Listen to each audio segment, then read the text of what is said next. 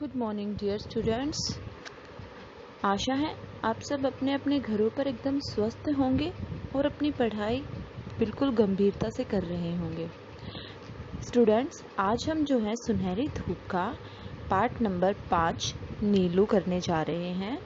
तो सभी बच्चे अपनी अपनी पुस्तक निकाल लें और पेज नंबर 40 खोल के बैठ जाएं। बच्चों, जैसे जैसे मैं रीड करूं आप भी मेरे साथ लाइन टू लाइन रीड करने की कोशिश करें।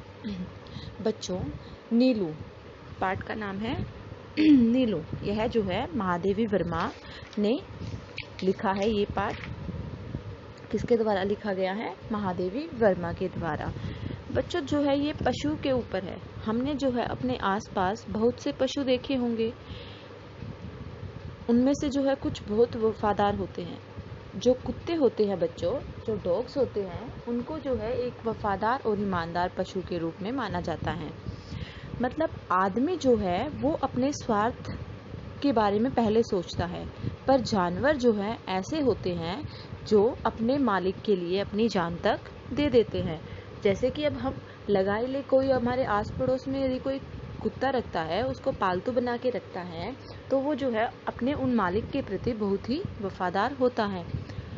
वो उनकी सारी बातें मानता है, आपने देखा होगा। तो बच्चों, ये चैप्टर जो है हमें पशुओं के एक बहुत ही ईमानदार पशु के बारे में बताएगा। चलिए पढ़ते हैं। मनुष्य जिसके साथ रहता है उससे प्रेम व अपनत्व हो जाना स्वाभाविक है। ये तो हमें पता ही है बच्चों। ये तो मनुष्य की क्या है आदत होती है, क्या स्वभाव होता है कि हम जिसके साथ रहते हैं हमें उससे क्या हो जाता है? प्रेम हो जाता है, अटैचमेंट हो जाती है। ये स्वाभाविक है, चाहे कोई इंसान हो या फिर कोई पशु पक्षी हो। ज़्यादा लंबे समय तक अगर हम किसी के साथ भी रहते हैं तो हमें उससे लगाव हो जाता है। यदि हम पशु पक्षियों से प्रेम करें तो वे भी सहृदयता तथा समझदारी का परिचय देते हैं। कि यदि हम पशुओं से प्रेम करें, अगर हम उन पशु भी बच्चों जो पहचानते हैं कि ये हमें प्रेम कर रहा है, ये हमसे घृणा कर रहा है, तो पशु में भी बच्चों ये समझने की क्षमता होती है। जो लेखिका महादेवी वर्मा है, उन्होंने इस पाठ में नीलू की माँ लूसी से जुड़े, जो नीलू है, ये पाठ नीलू के ऊपर है, उसकी जो माँ थी लूसी, उससे जुड़े अपने अनुभवों को तथा नीलू की सहृदयता, समझदारी तथा विवेकशीलता को अत्यंत सरल, सरस तथा सजीव रूप में चित्रित किया है। जीव मात्र के प्रति दया की भावना का विकास करना ही क्या है? इस पाठ का मूल उद्देश्य है कि हम जो है जीवों के प्रति हमेशा दया की भावना रखें, उनसे घृणा न करें। ठीक है बच्चों, तो आइए पढ़ते हैं। महात्मा गांधी ने क्या कहा है बच्चों कि हम एक देश की महानता और उसकी नैतिक प्रगति को इस बात से आंक सकते हैं कि वहाँ पर रहने वाले वो लोग अपने जानवरों के साथ कैसा व्यवहार करते हैं। ठीक है, ये किसने बोला है? ये बोला है महात्मा गांधी ने कि हम एक देश की नैतिकता और उसकी महानता को कैसे पता कर सकते हैं कि वहाँ पर पशुओं के साथ कैसा व्यवहार किया जाता है। पढ़ते हैं। नीलू की कथा उसकी माँ की कथा से इस प्रकार जुड़ी है कि एक के बिना दूसरी अपूर्ण रह जाती है। अपूर्ण हो गया बच्चों अधूरी।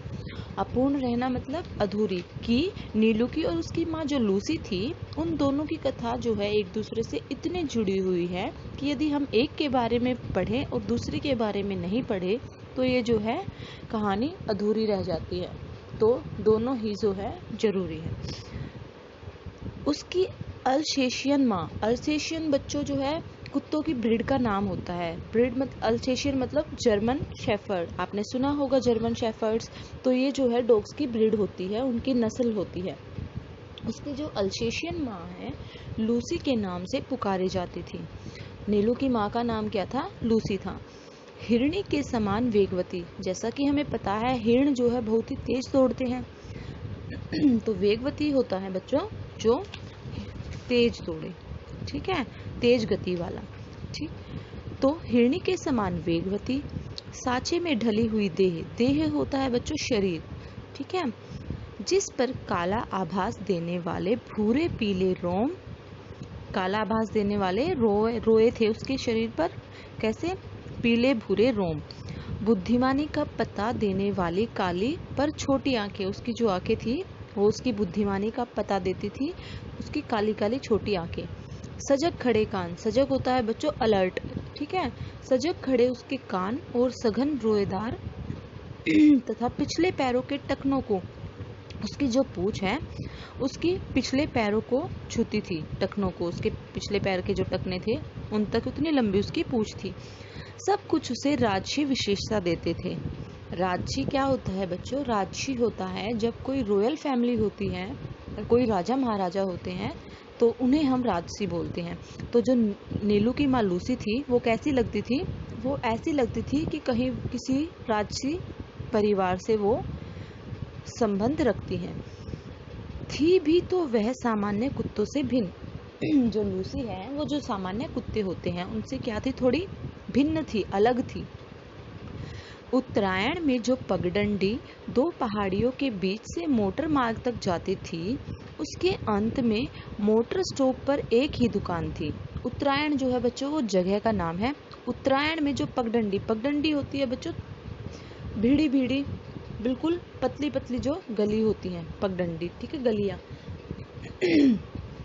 छोटा पतला रास्ता, छोटा रास्ता, ठीक है, भीड़ा रास्ता, दो पहाड़ियों के बीच से मोटर मार्ग तक जाती थी। उसके अंत में मोटर स्टॉप पर एक ही दुकान थी, ठीक है, वहां पर एक ही दुकान थी जिससे क्या लेते थे? जिससे आवश्यक खाद्य सामग्री हमें उन्हें प्राप्त हो जाती थी। शीतकाल के दौरान, शीतकाल मतलब ठंड, शीतकाल के दौरान, शीतकाल में यह जो रास्ता है वो क्या हो जाता था? बर्फ से ढक जाता था। तब दुकान तक पहुंचने में असमर्थ उत्तरायण के निवासी लूसी के गले में रुपए और सामग्री की सूची के साथ एक बड़ा थैला या चादर बांधकर उसे सामान लेने भेज देते थे। बच्चों जब ठंड हो जाती थी तो जो सारे रास्ते हैं वो बर्फ से ढक जाते थे, तो जो लोग हैं वहाँ के उत्तरायण के, उन्हें दुकान तक जाने में परेशानी होती थी। तो वो क्या करते थे? वो लूसी के गले में एक थैला लटका देते थे और पैसे डाल देते थे और एक सामग्री की सूची डाल देते थे और लूसी जो है वो लेकर दुकान तक पहुंचती थी। बर्फ में मार्ग बना लेने की सहज चेतना के कारण वह सारी रुकावटों को पार कर दुकान तक पहुंच जाती थी। रास्ते में जितने भी बर्फ से ढके हुए रास्ते थे वो उनको पार करके, सारी रुकावटों को पार करके दुकान तक पहुंच जाती थी। दुकानदार उसके गले से कपड़ा खोलकर रुपए, सूची आदि लेने के उपरांत सामान की गठरी उसके गले या पीठ से बांध देता, ठीक है। जैसे ही वो जाते दुकानदार के पास तो दुकानदार उसके गले से जो थैले में से जो सूची थी, पैसे थे वो ले लेता था और उसके बाद जो है सूची में से पढ़कर उसी थैले में जो है सामान डाल देता था और उसकी या तो उसकी अगर ज़्यादा सामान हो जाता था तो पेट में बांध देता था और थोड़ा होता था तो गले में लटका देता था। और लूसी सारे बोझ के साथ बर्फीला मार्ग पार करती हुई सकुशल लौट आती थी। वो जो है सही सलामत वापस लौट कर आ जाती थी सामान लेकर। किसी दिन तो उसे कई बार आना जाना पड़ता था। जैसे लोग जो है भुलक्कड़ होते हैं, सामान भूल जाते हैं कोई लिखना, तो उसके कारण जो है लूसी को कई बार इधर उधर घूमना पड़ता था। पर लूसी को सामान मंगवाने वालों के भुलक्कड़पन से भी कभी कोई शिकायत नहीं रही। परंतु जो लूसी थी उसे कभी भी जो है उन पर गुस्सा नहीं आया। जो सामान भूल जाते थे और उसे बार बार इधर उधर घुमाते थे, उसे उनसे कभी भी कोई शिकायत नहीं रही। गले में कपड़ा बांधते ही वह तीर की तरह दुकान की दिशा में चल देती। गले में जैसे ही उसके कपड़ा बन जाता, उसे समझ में आ जाता था कि उसे दुकान पे जाना है सामान लेने, तो वो सीधा उसी दिशा में चल देती थी। तो बच्चों देख लो कुत्ते जो हैं वो कितने समझदार होते हैं, ठीक है। एक दिन अधिक ऊंचाई पर बसे किसी पर्वतीय गांव से बर्फ में भटकता हुआ एक भूटिया कुत्ता दुकान पर आ गया। ऐसे ही जैसे लूसी जाती थी वैसे ही जो है एक दिन ऊंचे पर्वत से, एक पर्वत मतलब पहाड़ों से, ठीक है, पहाड़ों के रास्ते से जो है एक भूटिया कुत्ता, ठीक है, कहाँ आ गया? दुकान पर आ गया और लूसी से क्या हो गई? उसकी मैत्री हो गई, दोस्ती हो गई। उन्हीं सर्दियों में लूसी ने 2 बच्चों को क्या दिया भाई, 2 बच्चे हुए लूसी के, उनको जन्म दिया। किंतु उनमें से एक तो जो है ठंड के कारण क्या हो गया, मर गया, और दूसरा जो है उस ठिठुरने वाले परिवेश में क्या होने लगा, जूझने लगा। परिवेश मतलब बच्चों वातावरण, उस वातावरण जैसे हमें पता है भाई, ठंड में तो सबको ठंड लगती है, सब ठिठुरने लग जाते हैं, सब अपनी रजाइयों में कंबल में घुस के बैठे रहना चाहते हैं। ठीक है, बच्चे भी जो है सुबह स्कूल जाते हुए रोते हैं, उन्हें ठंड लगती है, तो जो है वो ठंड के कारण एक तो मर गया और दूसरा उससे जूझने लगा। 4-5 दिन के बाद बच्चे को छोड़कर क्या हुआ, लूसी फिर से दुकान तक आने जाने लगी थी। एक संध्या के झुटपुटे में लूसी ऐसी गई कि फिर लौट ही न सकी। अगर एक दिन वो जो है शाम को गई और ऐसी गई कि वो फिर वापस नहीं आई। शीतकाल में घ्राण शक्ति के कुछ कुंठित हो जाने के कारण, घ्राण शक्ति बच्चों सूंघने की शक्ति, उसकी जो सूंघने की शक्ति थी वो क्या हो गई, कुंठित हो गई, थोड़ी सी वो मतलब बीमार हो गई, उसको सूंघने की शक्ति नहीं रही शीतकाल के कारण, ठंड के कारण। ठीक है, शीतकाल मतलब सर्दी के कारण जो उसकी सूंघने की शक्ति है वो जो थोड़ी कुंठित हो गई, तो उसके कारण कुत्ते लक्कड़ बग्घे के आने की गंध पाने में वो असमर्थ रहते हैं। जो कुत्ते होते हैं, जब उनकी सूंघने की क्षमता कम हो जाती है तो उससे जो है वो जो लक्कड़ बग्घे होते हैं उन्हें उनकी स्मेल आ जाती है। पर जब उन सूंघने की क्षमता कम हो जाती है तो उनकी वो जो लक्कड़ बग्घे की गंध सूंघने की जो क्षमता है वो उसको सूंघने में जो है असमर्थ रहते हैं, उसको सूंघ नहीं पाते, सूंघकर पहचान नहीं पाते और उसके अनायास आहार क्या बन जाते हैं। ऐसे ही लूसी भी क्या हो गई, लक्कड़ बग्घे की क्या बन गई, अचानक से उसकी आहार, उसका भोजन बन गई। उन लक्कड़ बग्घों को वो सूंघ नहीं पाई उसकी स्मेल से, वरना उसको पता लग जाता कि यहीं आसपास कहीं लकड़ बग्गा है, पर उसकी सूंघने की क्षमता के कुंठित हो जाने से उसे पता नहीं चला और उसी कारण जो है उसे लकड़ बग्गे खा गए। लूसी के साथ भी जो है ऐसा ही कुछ हुआ था। लूसी के लिए सभी रोए, क्योंकि भाई लूसी तो कितनी ईमानदार वफादार थी, कभी उसने किसी से कोई शिकायत नहीं की, सबका काम भी करती थी, तो उसके मरने के बाद सब रोए। परंतु जिसे सबसे अधिक रोना चाहिए था, किसे रोना चाहिए था बच्चों, उसका वो छोटा सा बच्चा। उसकी तो माँ चली गई थी तो रोना तो उसको अधिक चाहिए था, परंतु वह तो कुछ जानता ही नहीं था, क्योंकि वो तो इतना छोटा था, उसे तो पता भी नहीं था कि उसकी माँ है या नहीं है।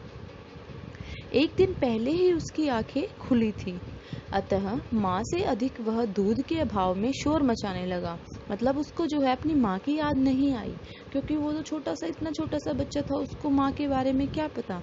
तो वो माँ के लिए नहीं, वो किस लिए रोया, दूध के लिए रोया। ठीक है, जैसे हम सब जानते हैं भाई, छोटा बच्चा होता है तो उसे अपनी माँ के दूध की जरूरत होती है।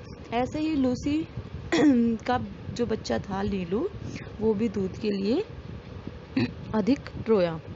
दुग्ध चूर्ण से दूध बनाकर उसे पिलाया जाता था, दूध का जो पाउडर होता है उससे उसको दूध पिलाया जाता था। पर रजाई में वह माँ के पेट की उष्णता खोजता और न पाने पर रोता व चिल्लाता। रजाई में जो है हम माँ की स्मेल आ जाती है, बच्चे जो है इतना वो होते हैं, माँ से अटैच होते हैं कि उन्हें माँ की स्मेल आ जाती है। तो ऐसे ही लूसी और नीलू भी क्या करता, वो भी अपनी माँ को ढूंढता और ना मिलने पर रोता और चिल्लाता। अंत में हमने उसे कोमल ऊन और अध बुने स्वेटर की डलिया में रख दिया। ठीक है, एक स्वेटर बना के उसकी और उसको उस टोकरी सी में रख दिया बिछा के वहाँ, जहाँ वह माँ के सामीप्य सुख के भ्रम में सो गया कि हाँ उसकी माँ उसके पास लौटी है। इस भ्रम में वो क्या हो गया, सो गया। डालिया में वह ऊन की गेंद जैसा ही लगता था। जब हम प्रयाग लौटे तो उसे भी साथ लाना पड़ा। जो प्रयाग जो है बच्चों जगह का नाम है। जब जो महादेवी वर्मा जी हैं वो प्रयाग लौटी वापस से, तो वो उसे भी साथ में ले गई। बड़े होने पर रोमों के भूरे, पीले और काले रंगों के मिलान से जो रंग बना था वह एक विशेष प्रकार का धूप छाही हो गया था। बड़े होने पर जो उसके रोमों के जो भूरे, पीले और काले रंगों के मिलान से जो रंग बना था वह एक विशेष प्रकार का हो गया था। धूप छाई मतलब जो धूप में कुछ और दिखे और छाया में कुछ और दिखे। धूप पड़ने पर वो क्या होता, एक रंग की झलक मिलती थी और छांव में दूसरे रंग की, और दिए के उजाले में तीसरे रंग की। मतलब वो 3 रंग का हो गया। धूप पड़े तो दूसरा, छाया दिखे तो दूसरी, और दिए की रोशनी में तीसरा, तो 3 रंग का हो गया। कानों की जो चौड़ाई और नुकीलेपन में भी कुछ क्या थी, नवीनता, नयासापन था। ठीक है। सिर ऊपर की ओर अन्य कुत्तों के सिर से बड़ा और चौड़ा था। उसका जो सिर था वो ऊपर की ओर था, जो अन्य कुत्ते अलग दूसरे कुत्ते होते हैं उनके सिर से थोड़ा सा बड़ा था और चौड़ा था।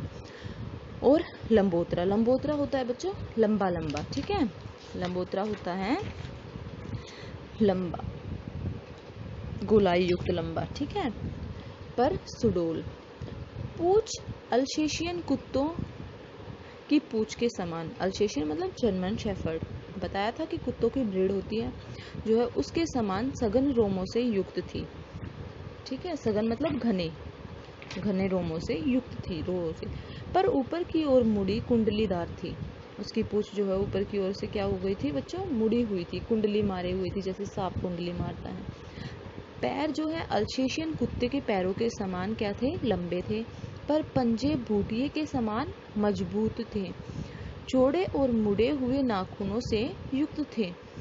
उन गोल, बूटिए मतलब वो जो कुत्ता था ना, वो बूटिए कुत्ता आया था, उसके समान मजबूत थे। उन गोल और काली कोर वाली आंखों का रंग शहद के रंग के समान था। शहद का जैसा रंग होता है ना बच्चों, हल्का हल्का पीला पीला, बिल्कुल सुनहरा सा, वैसा उसकी आंखों का रंग था, जो धूप में तरल सुनहला हो जाता था और छाया में जमे हुए मधु सा पारदर्शी लगता था। पारदर्शी मतलब बच्चों होता है जिसके हम आर पार देख सके, वो होता है पारदर्शी, तो वो ऐसा लगता था। आकृति की विशेषता के साथ उसके बल और स्वभाव में भी विशेषता थी। आकृति की विशेषता के साथ उसके बल और स्वभाव में भी विशेषता थी। ऊंची दीवार भी वह एक छलांग में पार कर लेता था।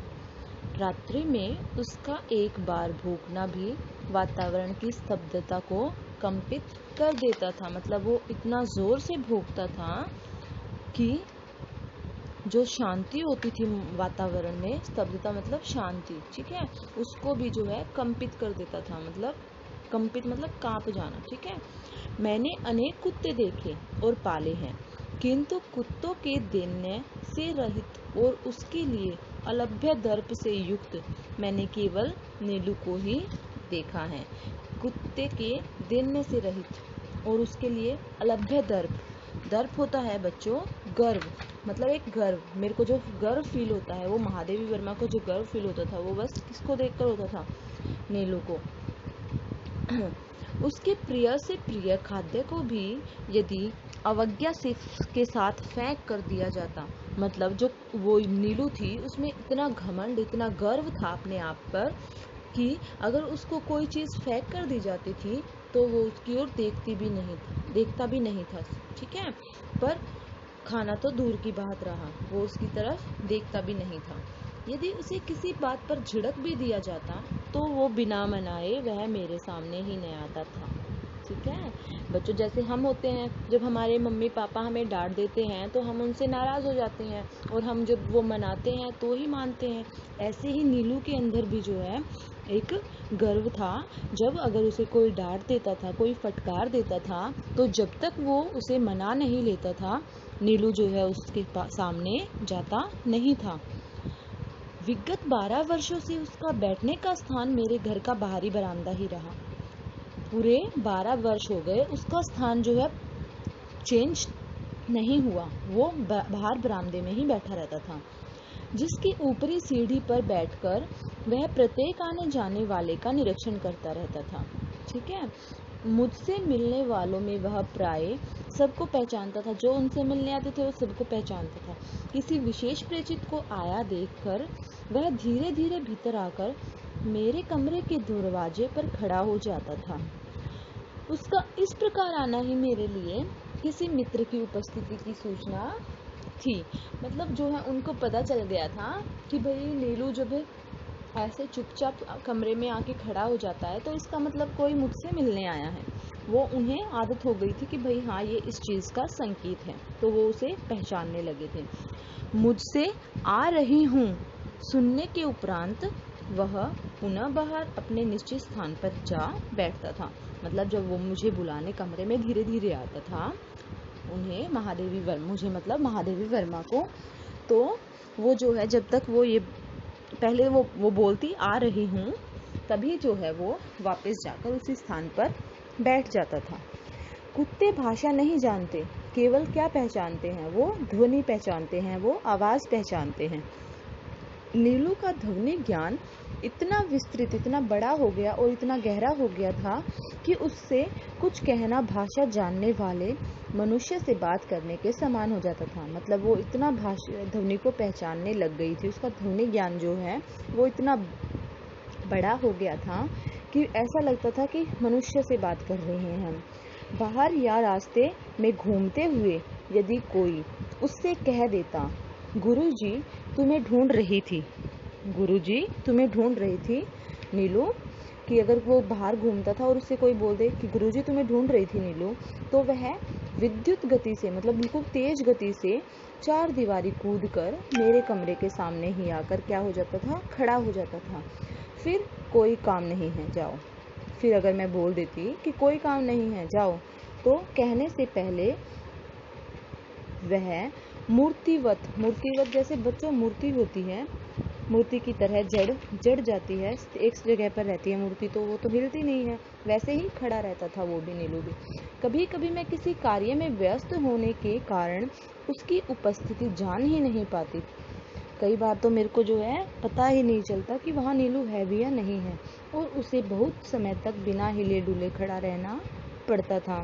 ठीक है, और जब तक मैं कुछ बोल नहीं दूँ तो वो हिलता नहीं था, तो उसको क्या बहुत देर तक बिना हिले डुले खड़े रहना पड़ता था।